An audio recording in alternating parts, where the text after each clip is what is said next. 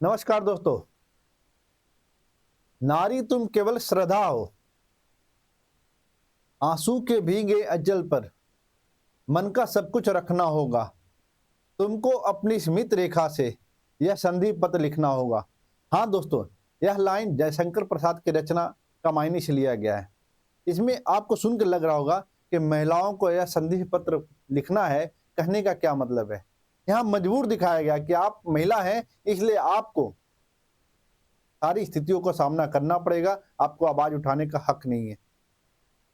नहीं, लेकिन समय बदल गया है। आप अगर इसी तरह से रहेंगी तो आपके साथ जो घटनाएं 2012 में देखने को मिली थी, अब भी कुछ दिन पहले कलकत्ता में देखने को मिला है, और कुछ इसी प्रकार की घटना हमें उड़ीसा में देखने को मिला है। आपको अपने अधिकारों के लिए लड़ना होगा। सिर्फ संविधान में लिखे होने मात्र से आपको सारे अधिकार नहीं मिलेंगे। आपको जागना होगा, अपने अधिकारों के प्रति जागरूक करना पड़ेगा और लड़ना होगा। और लड़ने के लिए जब तक आप दूसरों पर निर्भर रहेंगे, आप हारते रहेंगे, इसलिए लड़ना होगा। दूसरी तरफ हम बात करें, हमारी सरकार 2047 तक विकसित भारत की संकल्पना देख रही है। क्या महिलाओं के बिना यह पॉसिबल है? बिल्कुल नहीं है। हम एक समाज के रूप में, हम एक विकसित समाज के रूप में हम किस दिशा में बढ़ रहे हैं, जहां महिलाओं के साथ हर कदम पर उनके अंदर में डर है। उनके माता पिता सोचते हैं कि मेरी बेटी सुरक्षित पहुंचेगी या नहीं पहुंचेगी अपने वर्क स्थल पर, तो समझना होगा। हम बात कर रहे हैं, देखिए उड़ीसा में एक ऐसा ही कुछ हुआ है जिसके बारे में हम बात करेंगे। हम एक छोटा सा वीडियो भी दिखाएंगे, आप उसको देखना है और समझना पड़ेगा कि आपको किस तरह से अपने अधिकारों के लिए लड़ना होगा। Tied up, kicked on the chest, molested by inspector incharge. जब रक्षक भक्षक बन जाता है तो आपको किस तरह से उतरना होगा। तो आप महिला जो संधि पत्र लिखने की बात कर रही हैं, आपको शक्ति बनना होगा, आपको काली बनना होगा, आपको दुर्गा बनना होगा, और सिर्फ बातों से नहीं, अपने अधिकारों के लिए सब मिलकर एक साथ आना होगा। ये घटनाएं जिसके साथ हो रही है, सिर्फ वो इस आवाज को उठाए, तब आप ताकतवर नहीं हो पाएंगी। पुरुष और महिला सबको इस तरह के जो घटनाएं हो रही हैं उसके विरुद्ध आवाज उठाना पड़ेगा। ये घटना सिर्फ हमारा और आपका नहीं है, एक समाज पे कलंक के रूप में है। जिस तरह से एक महिला के साथ कोई इस तरह की घटनाएं करता है, ये क्या बात हो रहा है। इसमें एक कहानी ऐसी है कि एक आर्मी ऑफिसर और उनकी फियांसी थी। भुवनेश्वर के पास उनका रेस्टोरेंट चलता है, और रेस्टोरेंट से वो रात में 1 बजे के आसपास वो घर जाते हैं। लेकिन रास्ते में कुछ 12 से 15 लड़के ऐसे होते हैं जो इनको छेड़ते हैं, लेकिन किसी तरह उनसे बच बचाकर वो थाना पहुंचती हैं, भुवनेश्वर के भरतपुर पुलिस स्टेशन। और वहां पर कुछ ऐसा होता है जिसका एक छोटा सा वीडियो मैं पहले आपको दिखाता हूं, फिर दिखाऊंगा कि हमारे न्यूज चैनल ने किस तरह से चीजों को रखा है सामने, और अभी तक क्या एक्शन लिया गया है और आगे क्या होगा। हम क्या सीख नहीं है, हम क्यों घटनाओं के होने का इंतजार करते हैं। 2012 में हुआ तो हमें लगा अब ऐसी घटनाएं नहीं होगी, लेकिन घटनाएं हो रही, लगातार हो रही है। एनसीआरबी का क्या डाटा है उसके बारे में बात करेंगे। कलकत्ता में क्या हुआ, इतने विरोध प्रदर्शन के बावजूद भी अभी तक कुछ वैसा हासिल नहीं हुआ जो होना चाहिए। क्या सिर्फ हमें रोड पे उतर के ही सिर्फ विरोध प्रदर्शन करना होगा, या संवेदनशीलता को हमारी सरकार को भी समझना होगा। देखते हैं, एक छोटा सा वीडियो है। ये बात है, हम उड़ीसा की बात कर रहे हैं, भरतपुर पुलिस स्टेशन की। एक है आर्मी ऑफिसर और उनकी फियांसी की घटना। तो एक हम वीडियो दिखा रहे हैं, आप उसको देखें और फिर उसके बारे में हम बात करते हैं।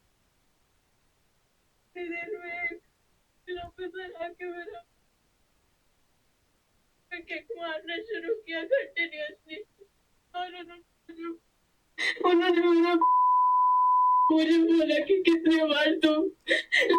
आप इस चीज को सुनिएगा, आपका दर्द,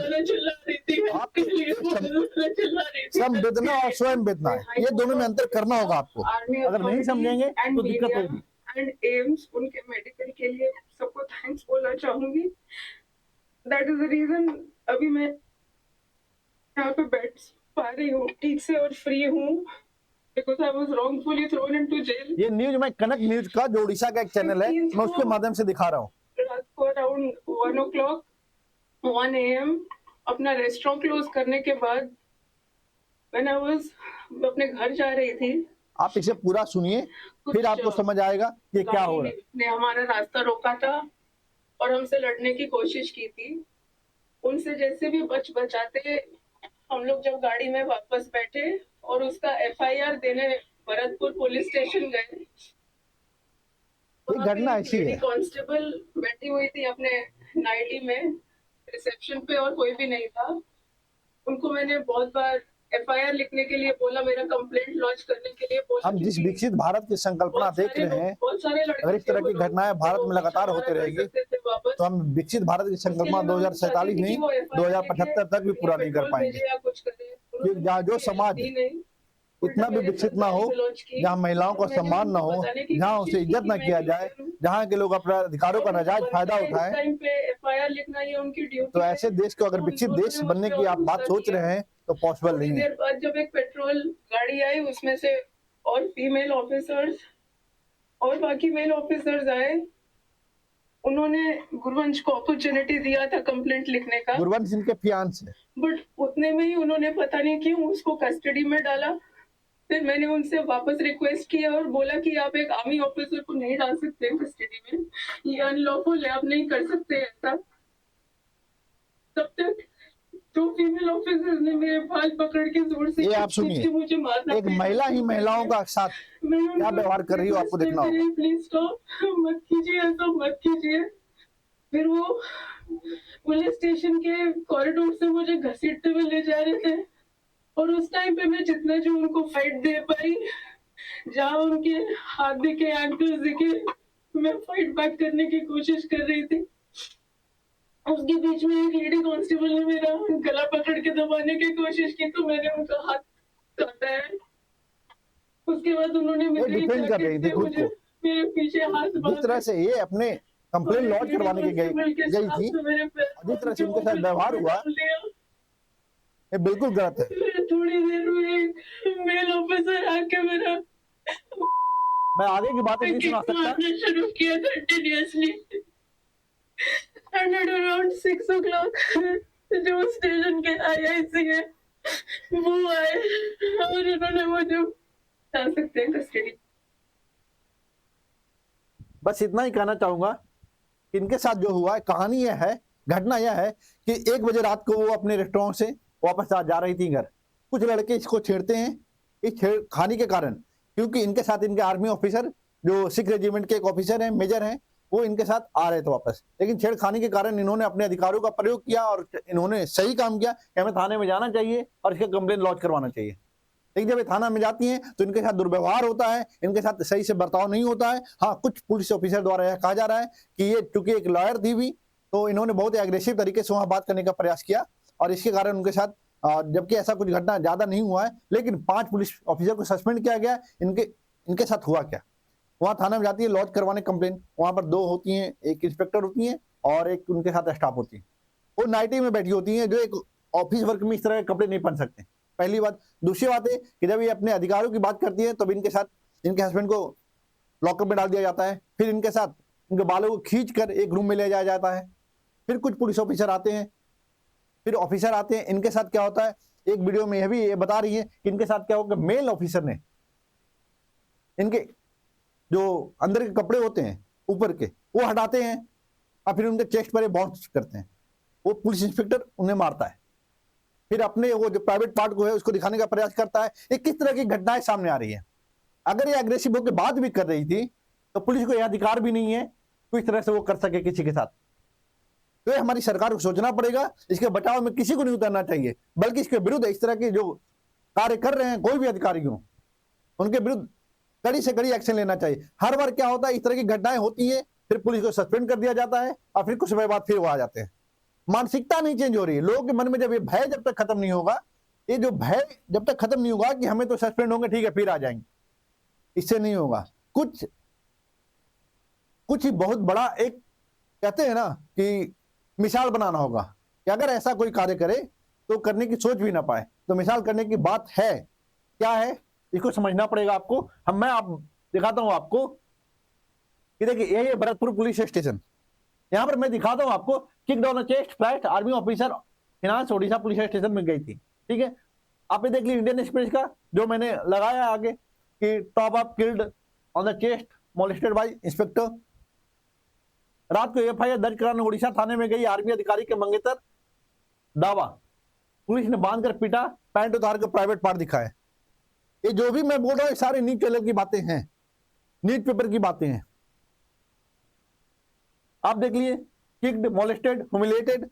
अब कोई भी कहते हैं ना कि आप किसी को थप्पड़ मार दो, लेकिन अपनी बातों से अगर उस तरह से उसके मानसिक रूप से अगर पर्दा ना करोगे तो बहुत समय तक इससे बाहर नहीं निकल पाता। घाव भर जाते हैं, लेकिन जो मानसिक घाव होता है उसको भरने में बहुत समय लगता है। और हम किस तरह का ये जो कार्य है हम स्थापित कर रहे हैं अपने देश में। अब देखिए क्या हुआ, गोवा के जो पूर्व सीएम थे नवीन पटनायक, उन्होंने बोला है कि जो कोई न्यायाधीश के जो एक एसआईटी प्रोब हो इसका और न्यायाधीश के मॉनिटर हो, उनके निरीक्षण में एक एसआईटी प्रोब बने और इसकी जांच हो। ठीक है, उड़ीसा हाईकोर्ट ने भी बताया कि इस तरह की घटनाएं क्यों हो रही है और कंसर्न इसके बारे में दिखाया है। ठीक है, नवीन पटनायक ने तो साफ साफ बोला है कि इस तरह की जो घटनाएं हो रही है, उन्होंने अपने एक चैनल पर लिखा है, जो सोशल मीडिया है साइट, उस पर उन्होंने लिखा है साफ साफ कि ये शॉकिंग है, ये देश में जो इस तरह से हो रहा है तो सही नहीं है। कंसर्न दिखाना। और आपको बता दूं कि एनसीआरबी का डाटा बोलता है कि उड़ीसा में विमेन के अगेंस्ट में 23,648 मामले 2022 में सिर्फ लॉन्च हुए। तो ये देखिए कितने कंसर्न मामले, और सरकार सिर्फ अपनी उपलब्धियों को दिखाएगी कि 1% महिलाओं को हमने आरक्षण दे दिया। आरक्षण देने से नहीं होना है, पहले उनको सुरक्षा दीजिए, और सुरक्षा सिर्फ कार्यस्थल पे नहीं, जहां पर इनके अधिकारों की बात आती है वहां पर भी देना होगा। देखिए एक बात बताता हूं, एनसीआरबी का डाटा है 4.45 लाख केस जो क्राइम हुए विमेन के अगेंस्ट में। ठीक है, इसमें आपको जो सबसे बड़ा चीज समझना है कि हर 51 मिनट पे इस तरह की घटना हो रही है। 1 एवरी इन 51 मिनट, 51 मिनट में एक घटना हो रही है। आपको ये भी बता दूं, दूसरा चीज तो ये भी आपको समझना होगा कि नेशनल क्राइम रिकॉर्ड ब्यूरो का जो डाटा है जब रिलीज हुआ तो इसमें पता लगा 4,45,256 केसेज हुए हैं। अब उसमें जो हुए हैं 2022 में, उसमें 51 एफआईआर हुए हैं एवरी आवर। आप फिर दूसरी ओर देखेंगे कि एनसीआरबी का डाटा ही बोलता है कि लगभग 664 केसेज हो रहे हैं पर मिलियन। यहां पर लाख में अगर बात करेंगे तो 66.4, या पर मिलियन बात करेंगे तो 664 केसेज पर लाख हमारे जो जनसंख्या उसके आधार पर हो रहे हैं। वुमेन के अगेंस्ट में इस तरह केसेज लॉन्च हो रहे हैं। हम क्या बातें कर रहे हैं, हम ये डाटा हमारे पास आ रहा है। एक डाटा दिखाऊंगा कि हम 2012 के बाद हम महिलाओं को सुरक्षा देने की बात कर रहे हैं, तो केसेज लगातार क्यों बढ़ रहे हैं, कहां पर कमी है, क्या कानून बन जाता है तो उनकी इंप्लीमेंटेशन में क्या कमी है। अगर कोई इस तरह के कार्य कर रहे हैं तो उनके साथ कौन खड़ा होता है। खड़ा होने वालों के लिए एक मिसाल ऐसा बनाना पड़ेगा कि कोई जो व्यक्ति गलत है उसके साथ कोई खड़ा ना हो, ये मिसाल बनाना पड़ेगा। क्या कहना है आप देखिए, महिलाओं के खिलाफ जो मामले हैं उसमें टॉप 5 राज्य का देख लीजिए। उत्तर प्रदेश का 2020 में था 49,000, 21 में क्या हुआ 56,000 हो गया, अब 22 में क्या हुआ 65,000 केसेज हो रहे हैं। मैं बात करूं विकसित भारत हम एक तरफ बनने जा रहे हैं, दूसरी तरफ महिलाओं के खिलाफ क्या चल रहा है। अगर विकसित भारत बनना है तो महिलाओं को सुरक्षा देना होगा, और महिलाओं को सुरक्षा देने के साथ साथ महिलाओं के अधिकारों के प्रति लोगों में जागरूकता बढ़ाना पड़ेगा। मैं ज्यादा कुछ नहीं कहूंगा, बस इस तरह की जो घटनाएं हो देश में आगे ना हो, इसके लिए सरकार लोगों को कानून बनाकर लोगों को सुरक्षा प्रदान करे। कानून सिर्फ कानून बनाए नहीं, उसके इम्प्लीमेंटेशन पर भी ध्यान दे। और जहां पर भी महिलाओं के अधिकारों को सुरक्षा किया जाता है, अगर उस आधार पर ही रक्षक अगर रक्षक बनेगा तो देश एक सभ्य समाज नहीं, असभ समाज का एक प्रतिमान बन जाएगा भारत। इसे बचना होगा। लोगों को एथिक्स और एक संस्कार, ये दोनों चीजों के साथ रहना होगा। आज के लिए इतना ही। इसमें जो भी चेंज आता है, इससे रिलेटेड कोई इंफॉर्मेशन आता है, अगर इसके मामले में जैसा कि बताया मैंने कि 5 पुलिस ऑफिसर को सस्पेंड किया गया है इस मामले में, लेकिन सस्पेंड से काम नहीं चलेगा। जो भी इससे अपडेटेड वीडियो आएंगे मैं आपके सामने लेकर आऊंगा। Thank you so much.